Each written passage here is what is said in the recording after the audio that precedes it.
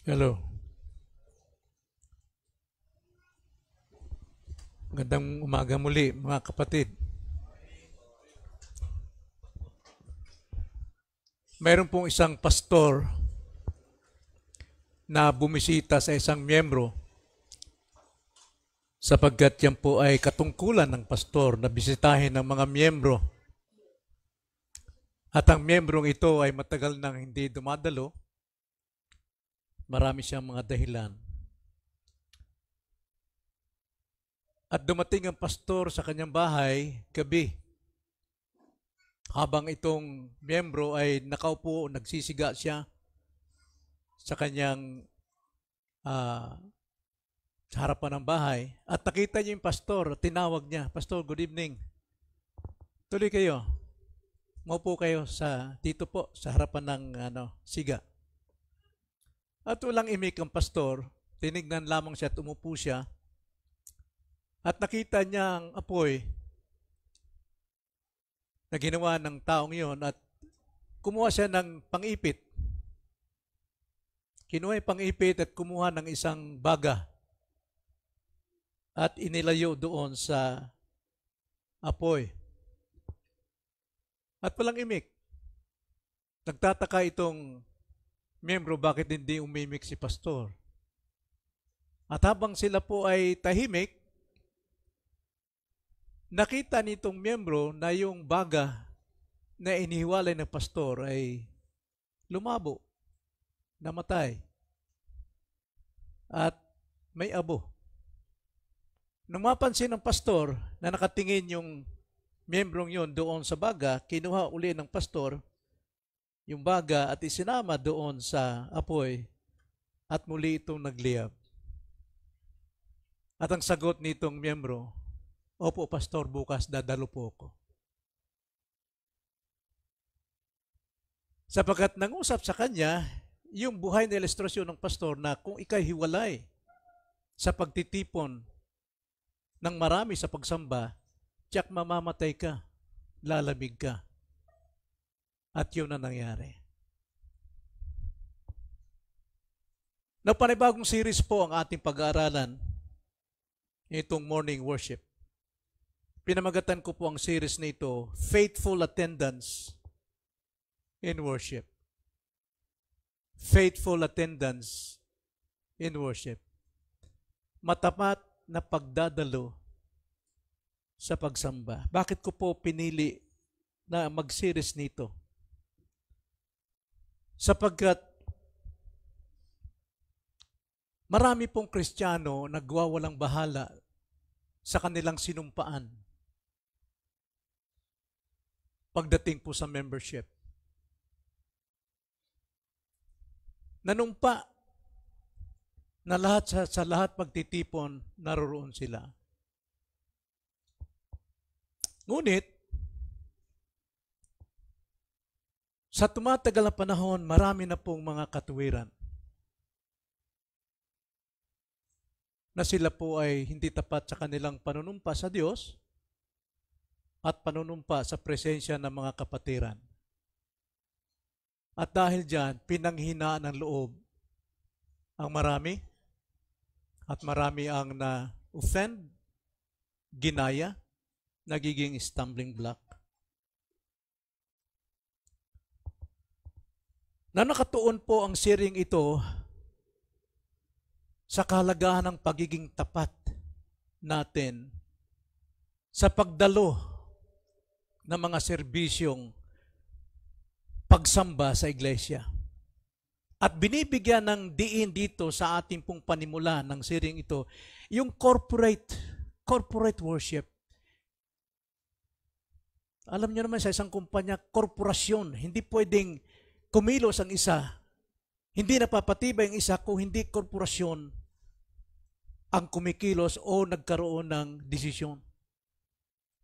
Diyan po, makikita natin kalagahan ng corporate worship sapagkat ito po ang hangarin ng Diyos sa kanyang mga tao. Hanggang sa kanyang pagdating, ay makikita niya na namumuhay sa pananampalataya ang kanyang mga tao. May tanong ang Panginoon sa gospel, sa aking pagdating, makakatagpo kaya ako ng pananampalataya? Napakalaga po ito mga kapatid. Masabi natin, nasaan sa Biblia yan, Pastor, na kailangan nandyan ako every meeting? Hindi natin masasabi na corporate ang worship natin kung kulang, kung wala ang mga kabilang sa korporasyon. So napakalaga po na ito po ay pag-aralan natin. Binigay ng Panginoon sa akin ang mensaheng ito, series na ito. Nararamdaman kong hindi na ako magtatagal mga kapatid. At kailangan natin ng paalalang ito. Nasa Biblia ba ito? Kung gaano kahalaga ang corporate worship. Yan ang tema natin ngayong umaga, the purpose of corporate worship. Tingnan natin ang sinasabi ng banal na kasulatan. At pagbulay-bulay nating maigi ngayong umaga. Hebrews chapter 10, verses 23 to 26. Ganito po ang pagkakasabi. Now, context dito, alam natin, ang mga Kristiyano dito ay nasa naglalagablab na persecutions. Sila ay sinisigaan. Sila'y binabalatan. Sila'y pinapatay. Sila'y nilalagari. Dahil sa kanilang pananampalataya, ano na ang magiging bukas nila? Ang sabi ng bawat isa. Kaya naman, ang banal na espiritu ay nagsalita sa kanila sa pamagitan ng aklat na ito kung paano sila paigtingin, palakasin sa kanilang pananampalataya. Sa atin, hindi po nagliliyab na persecution, kundi nagliliyab na temptations from the world. Temptation from our remaining sin and temptation of Satan. Kaya ito po ay para sa atin. Verse 23 to 26, ganito pong sabi. Panghawakan nating matatag ang pagpapahayag ng ating pag-asa nang walang pag-aalinlangan sapagkat siya na nangako ay tapat. At ating isaalang-alang kung paano gigisingin ang isa't isa sa pag-ibig at sa mabuting gawa na huwag nating pabayaan ang ating pagtitipon. That's plural. Gaya ng ugali ng iba, kundi palakasin ang loob ng isa't isa. Lalong-lalo na kapag inyong nakikita na papalapit na ang araw. Sapagkat kung sinasadya nating magkasala, matapos nating tanggapin ang lubos na pagkakilala sa katotohanan, ay wala nang natitira pang alay para sa mga kasalanan. Ito ang salita ng Panginoon, tayo ay manalangin. Opo, Panginoon, muli niyo kaming gisingin ng inyong pong mga salita. Salita ninyo yung Espiritu at nagbibigay buhay. Salita ninyo yung nagtutuwid. At salamat po, Ama, sapagkat mayroon kaming pusong bago na handa pong makinig at handang sumunod sa iyo pong kalooban. Sapagkat kayo nalulugod at nasisiyahan sa mga sumusunod sa inyong kalooban at hindi po sa mga sumusuway. Kaya Panginoon, turuan niyo kaming maging masunurin sa inyo habang kami naghihintay sa pagbabalik ng aming Panginoong Jesucristo. Itong aming dalangin sa pangalan ng Panginoong Jesus. Amen. Now, ang biblical foundation ng corporate worship ay makikita natin sa Old Testament principles. Bagamat ang mga Israelita ay mga rebelde, pero pagdating po sa pagsamba, sila po ay nagkakaisa at nagkakasama-sama. Sila'y pumupunta sa pagsamba. Exodus chapter 20, verse 8 to 11, isa sa Ten Commandments ng ating Panginoon na ang araw ng Sabbath o rest day ay kailangan ang pagtitipon upang magpahinga sa 6 na araw na trabaho, at ang pagpapahinga nila ay ang pagsamba sa Diyos. Lahat po ay nagkakaisa for a corporate worship. At yan ay utos ng Panginoon.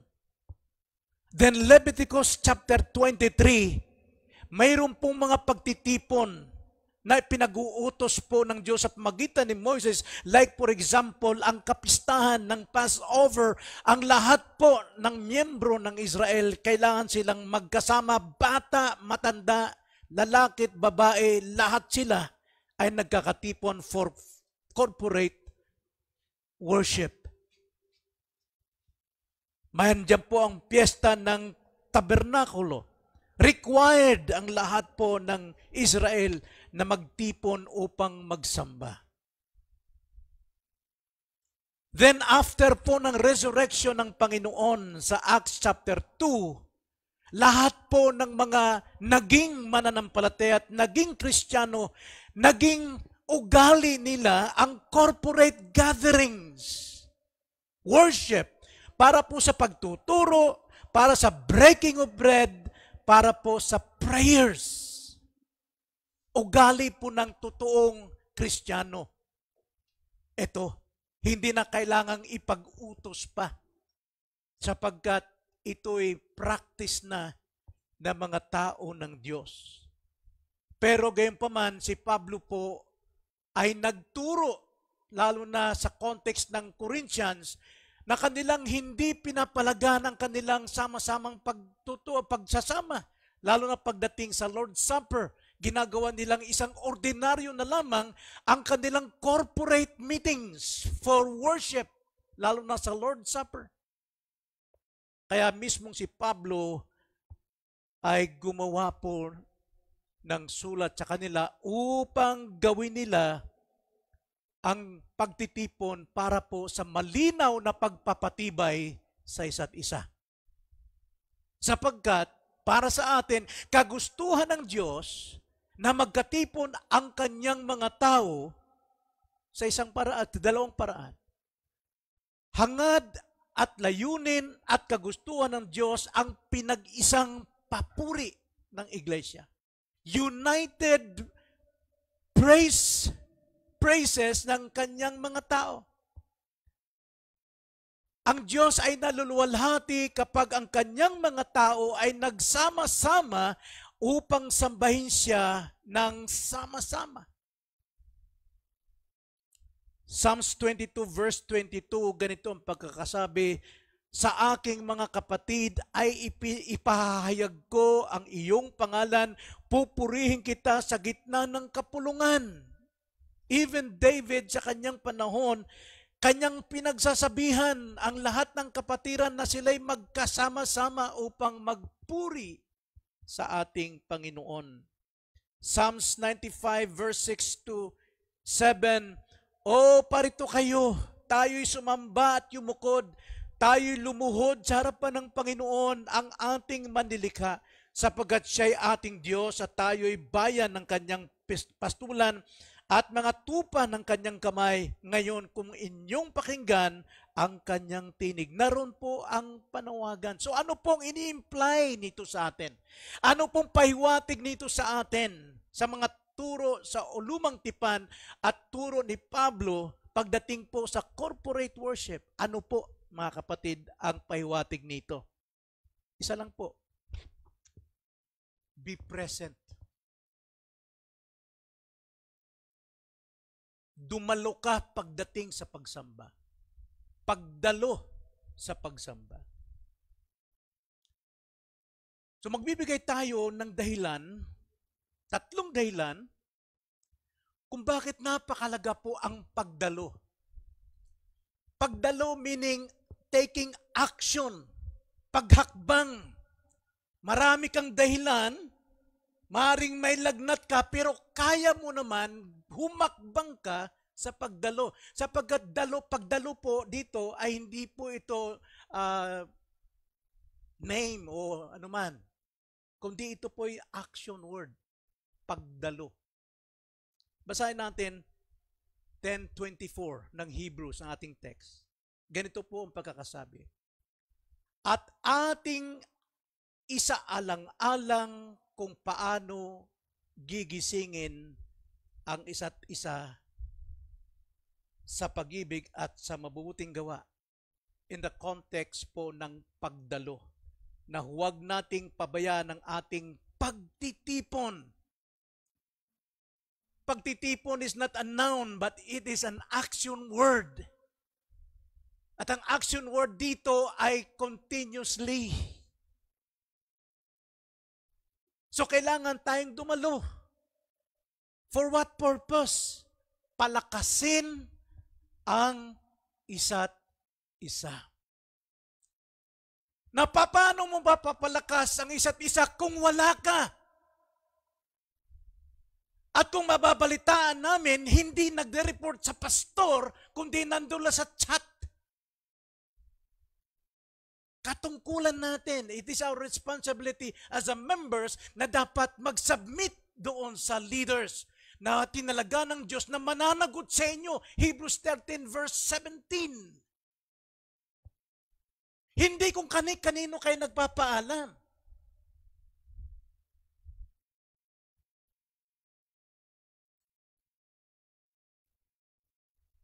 Kundi dapat nagsasubmit tayo. Paano mo mapapalakas ang isa't isa kung wala ka at marinig ang palagi mong katuwiran? Ganito, ganito, ganito, ganito.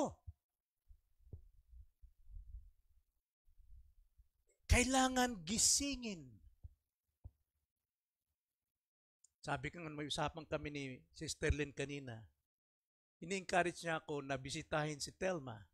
Si Estela. Sabi ko, yes. Pero kayo ang gagawa niyan, miyembro. Nasa ating constitution yan. That members should visit attenders. But pagdating po sa miyembro, katungkulan ng pastor, puntahan ng mga miyembro. Sapagkat siya binigyan ng accountability sa mga members. Hebrews 13:17. Pero pagdating po sa mga attenders natin, kung magagawa nyo kapitbahay nyo, gisingin ninyo. Bisitahin ninyo. Gisingin ang isa't isa, ang sabi doon. Gisingin ang isa't isa. Bakit po natutulog? Saan natutulog? Sa pansitan. Natutulog sa sanlibutan. Natutulog sa kanilang kawalang gana. Natutulog sa kanilang panlalamig. Sa pagsamba.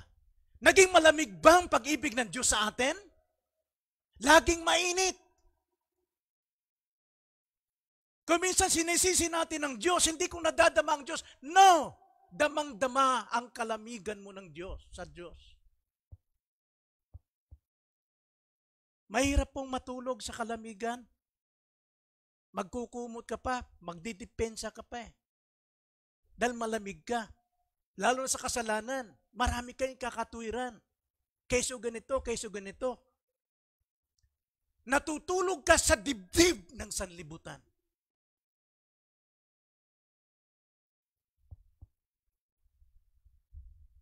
Kailangan silang gisingin. Kailangan gisingin. Bakit po? Gaya ng illustration natin kanina.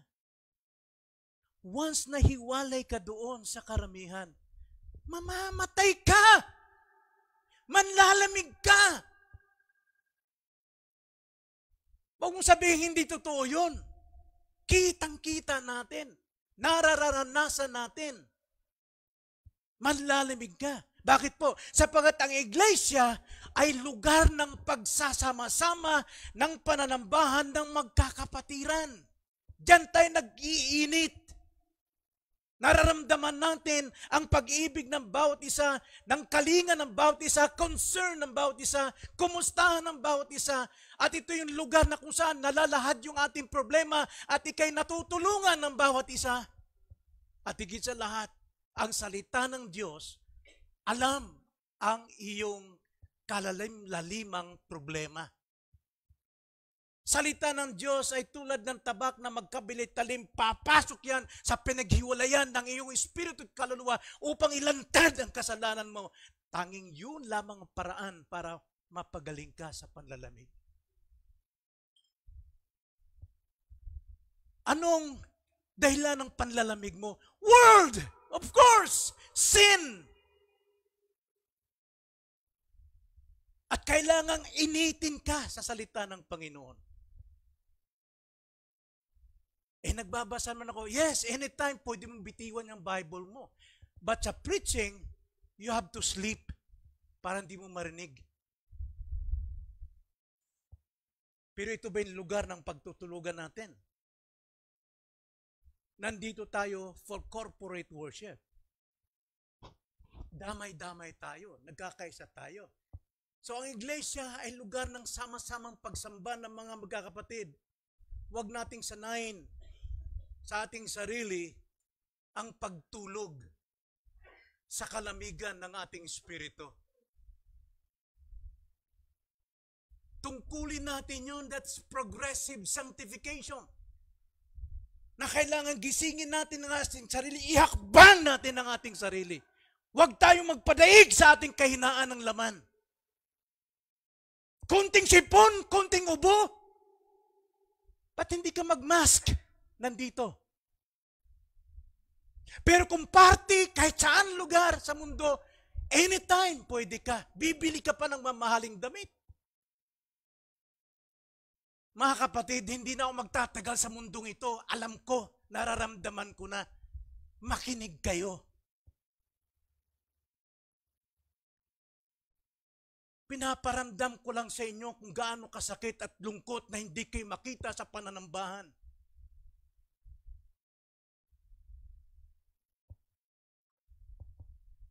Magkaisa tayong dumalo at magpatibayan tayo ng ating pananampalataya sa Diyos. Darating na siya. Darating na siya.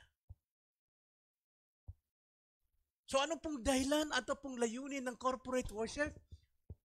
Pagpalakasin ang isa't isa. Then secondly, ano pong layunin para dumalo tayo sa corporate worship? Pasiglahin ang pag-ibig at mabubuting gawa ng bawat isa. Again, sa ating text, verse 24.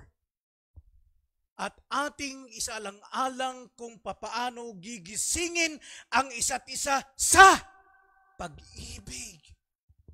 Pag-ibig sa Diyos, pag-ibig sa kapwa, pag-ibig sa gawain, pag-ibig sa lahat ng serbisyo ng Panginoon, at sa mabubuting gawa. That's good works. Sapagkat mabubuting gawa, mga kapatid, hindi rin sa atin. Remember Ephesians 2:10?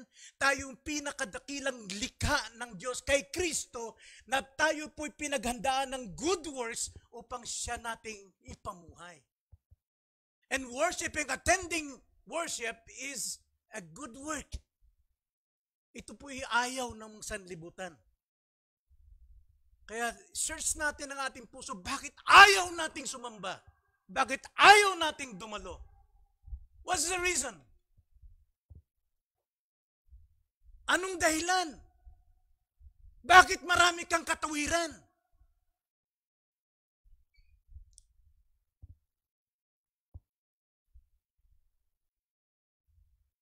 Dito po sa iglesia, sa ating sama-sama at damayan na pagsamba, tinuturuan tayong mapuot sa sanlibutan, hindi ibigin ng sanlibutan. Pero nangyari kabaliktaran.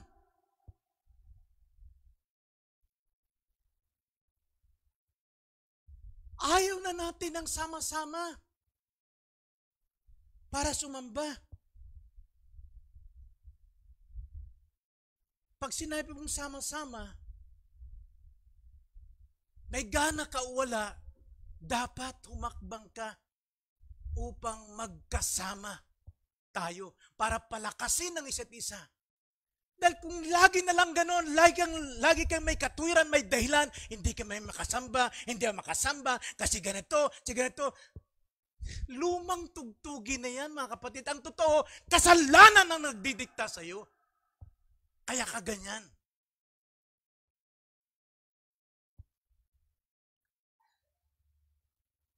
Kaya nga dapat gisingin.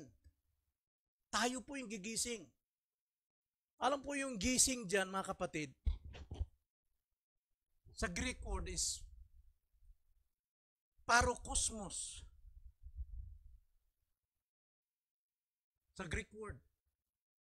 Ang ibig sabihin, literally, inisin. Inisin, yamutin, gatungan. Ibig sabihin po niyan. Pero sa positive side, ang ibig sabihin, hikayatin. Huwag tigilan. Initin, pagbagahin. Inalimbawa yan sa tahid ng manok. Kapag ka ang manok ay pinagsalpok mo ganun, kikikig yan para magising yung kanyang kalaban at tumakbo. Yan po yung parokismos na yan, nagisingin natin ng kapatid natin, hikayatin siya. Yes, negative boy, maring mainis siya, mayamot siya. Pero yan po yung paraan para pasiglahin siya in a positive way. Tulad po ng isang boxer, katulad halimbawa si Albert, kagagaling lang ng, saan kagagaling?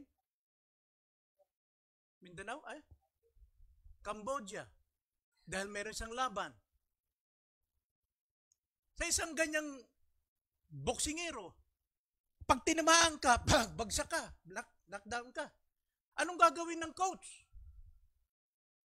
Gigisingin niya. Tumayo ka, kaya mo yan, labanan mo yan. Sige, laban, kaya mo yan, kaya mo yan. Tandaan mo, may anak ka may sakit na sa ospital. Kailangan anong gagawin nung isang boksingero? Magagalit siya. Mayayamot siya hanggang sa tatayo siya at talagang bubusin na kanyang lakas para pabagsakin ng kaaway. Yung po yung tawag dyan yung gigisingin. Gisingin natin mga kapatiran upang siya pasiglahin, pag-apuhin, upang muli niyang gampanan ang kanyang sinumpaan sa Diyos. Sama-samang magtipon. So yun po yung dahilan bakit po malagang dumalo sa corporate worship. Una, para palakasin ang isa't isa. At ikalawa, para pasiglahin ang pag-ibig at mabubuting gawa ng isa't isa. Ikatlo, bakit napakalang dumalo? Upang hindi mapabayaan ang pagtitipon. Upang hindi mapabayaan ang pagtitipon. Verse 25, na huwag nating pabayaan ang ating pagtitipon. Kailan ba nating pabayaan ang ating pagtitipon? Sino bang sa sentro ng ating pagtitipon? Ang Panginoon. Naalala ko may isang illustration, hindi ko matandaan kung kanino, o sa ako ba nag-illustrate nito, na siya po ay binisita ng Panginoon sa kanyang bahay. Isang taong ito, matagal nang di dumadalo. Binisita siya ng Panginoon mismo sa kanyang bahay at ang ilaw niya isang lamparilla lang, lampara. At ang sabi ng Panginoon sa kanya, mahal kita at ang pag-ibig ko sa iyo hindi maaari magbago. At hindi kita iiwan ni pababayaan man. Sumigla siya. Kaya sabi ng Panginoon, ipamuhay mo ang iyong tiwala sa akin. Maging masigla ka. At ang sabi ng taong ito, sige po, sisimulan ko na po. Sige po, alis mo na ako para ipakita ko sa mga kapatiran na ako'y muling nanumbalik. At ang taong ito, siya'y nagliwaliw sa labas. Nakalimutan niya ang Panginoon nandun sa kanyang bahay. Sumama siya sa mga kasayahan ng mga tao, ng kanyang mga kaibigan. Hanggang sa naalala niya, may 1 linggo na hindi siya umuwi ng bahay. Sabi niya, nandun pa kaya ang Panginoon? Muli siyang umuwi, isang gabi. At nakita niya ang kanyang bahay, may liwanag sa loob.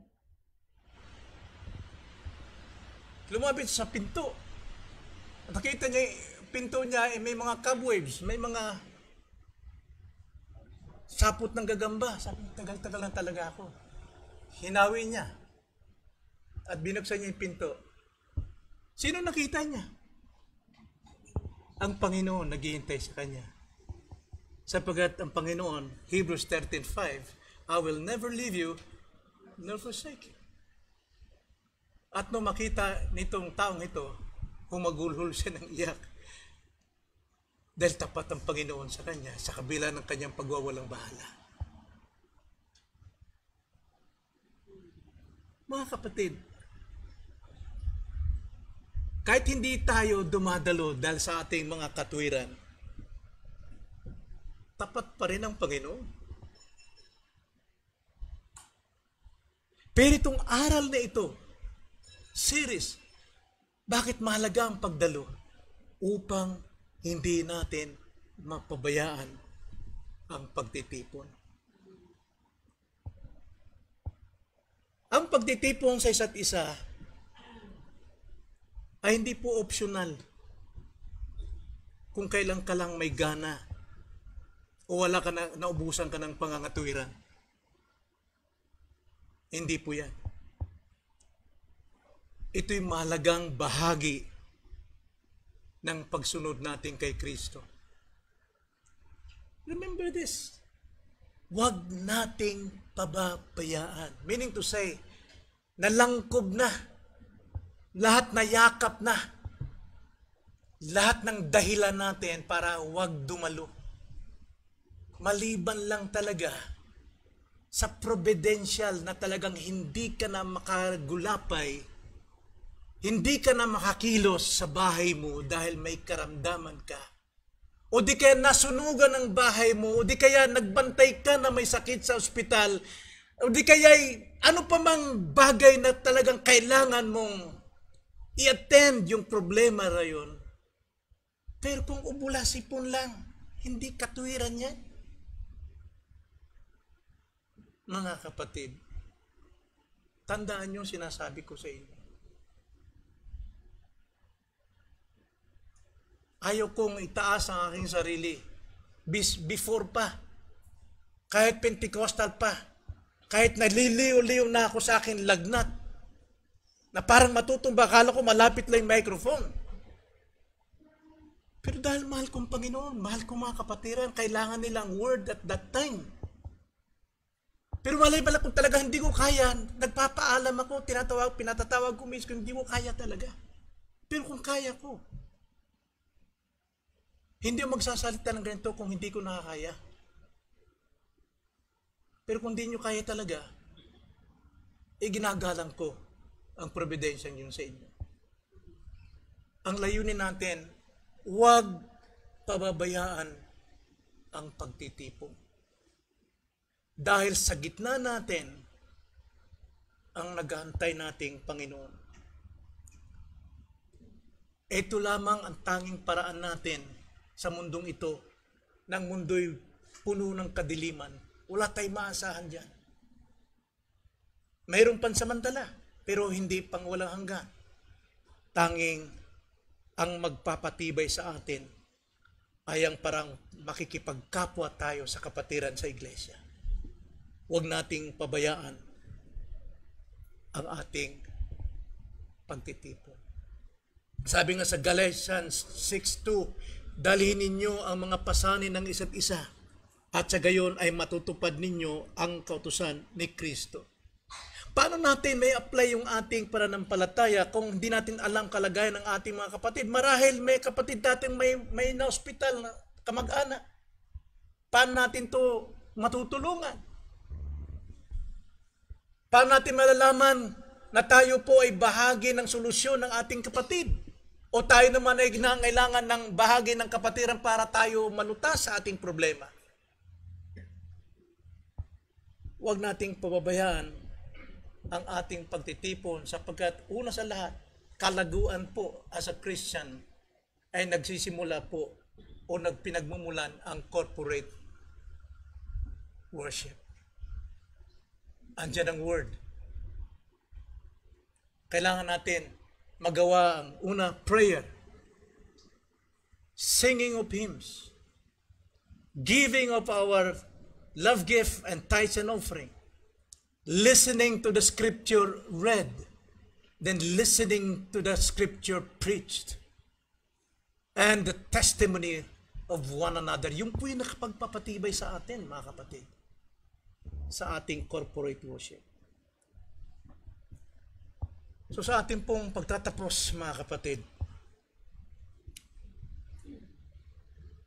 ang layunin ng pagdalo sa corporate worship ay upang gisingin tayo sa pagkakatulog natin sa ating sariling kasalanan. Maraming dahilan. Gisingin tayo. Paano kung pabayaan na lang kayo? Sige, kung kailan nyo gustong dumalo. Hindi nyo marinig ang salita ng Panginoon. Hindi nyo marinig kung anong kalooban ng Diyos sa iyo sa araw na yon. Kung mag-skip ka ng isang Sunday, isang message lamang na pinag-aaralan ng mga pastor for 2 to 3 weeks or 1 week, tapos wala ka at present, sayang. Basahin nyo Hebrews 13:17. Hindi ikatitibay, ikabubuti sa iyo kung nagdaramdam ang pastor. Sa tuwing hindi kayo makita sa inyong kinalalagyan sa upuan, masakit po sa amin sapagkat ang aming concern kayo, hindi aming sarili, kayo. Na kayo'y mapatibay, mapalakas, magmahalan, magkasama, isa't isa. Hindi po pera ninyo ang hangad namin. Ang hangad namin ang inyong relasyon sa Panginoon. At sa spiritual na layunin, bakit kailangan tayong dumalo sa ating pagtitipon, ay ang mapuri at maluwalhati ang Diyos sa ating mga buhay. Tumibay ang ating relasyon sa Diyos at tumibay ang ating relasyon sa isa't isa. At sama-sama tayong mananagumpay, tulong-tulong laban sa sanlibutan. Susuriing mabuti ang iyong personal na kaugalian o habit bakit hindi ka dumadalo. Sin lang po ang umihiwalay sa atin. Kasalanan lang po ang umihiwalay sa atin sa Diyos. Remember that. So kung mayroon tayong ugali na hindi pagdalo, nakapagpapalakas ba ito ng iyong relasyon sa Diyos at relasyon sa kapwa? O ikaw ba'y nagiging isang halimbawa sa iglesia na dapat tularan? Si sister, si brother, kahit may problema, nandyan, maasahan mo. Napagandang tularan, kapatid niya. Si sister, si ganito, laging wala. Ano naman dahilan? Ano ba naman yan? Alin doon, mga kapatid? Alin doon ang magandang halimbawa? Tayo manalangin. Opo, Panginoon, inaamin namin kami po yung mga mahihina. Marami kaming mga dahilan, marami kaming mga pangungugali. Ngunit alam namin, Lord, ito'y bunsod po ng remaining sin sa aming pong puso. Ang kailangan namin kayo. Kayo lamang ang tanging makapagpapatibay sa amin. At ito'y sa pamagitan po ng aming pong sadyaang pagdalo upang makipag-isa sa isa't isa at makipag-isa kay Kristo sa pamamagitan ng inyong mga salita. tulungan niyo kami, Panginoon, na maging mananagumpay sa sanlibutan, sa sarili, at kay Satanas. Maraming salamat po. Ito ang aming dalangin sa pangalan ng Panginoong Hesus. Amen.